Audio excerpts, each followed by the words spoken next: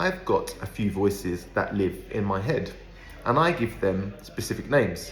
I've got the grump, who might be excessively grumpy or upset about certain things.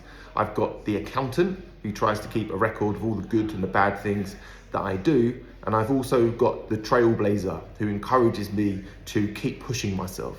Now, the difficulty is if I listen to them all the time, I'm not in control. They're going to drag me left, right, and center based on what their agendas are. What I can do, what I have done, is give them names. I've labeled them.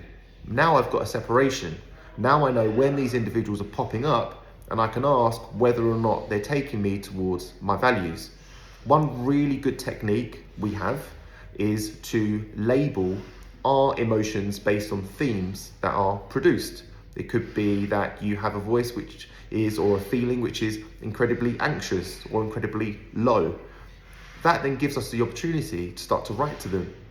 Journaling and writing our relationship or our experience with these individuals or individual components that are within us, and writing out particular themes is a really good start. But what we can do after that is write particular themes repetitively, almost like writing lines, and we can start to change the relationship with them by showing ourselves that we can change our perception of them.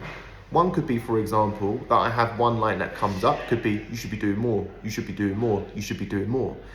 What I can often find is that the more I write this line, you should be doing more, you should be doing more, you should be doing more, you should be doing more, it loses its meaning. If it loses its meaning, it loses its power. But as well as this, I can write it out in maybe a bit of a funny voice. I can give it the voice of Donald Duck or Mickey Mouse or an annoying teacher that I used to have at school who I didn't really respect.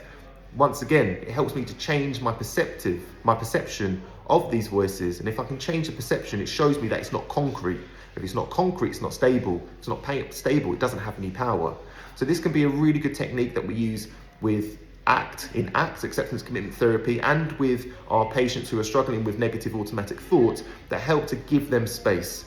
And once they've got space, they can really start to question, what actually are my values? Where do I actually want to go with this? What do I want from life? And the fact that I can listen to these now annoying, more distant voices, and I can do it anyway. And that's really powerful. So I hope this helps. Let me know what you think and how you get on.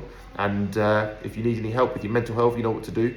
Contact us at the Revitalize Clinic, where myself and Trish will offer you a free consultation, and we can see how we can work together. Thank you.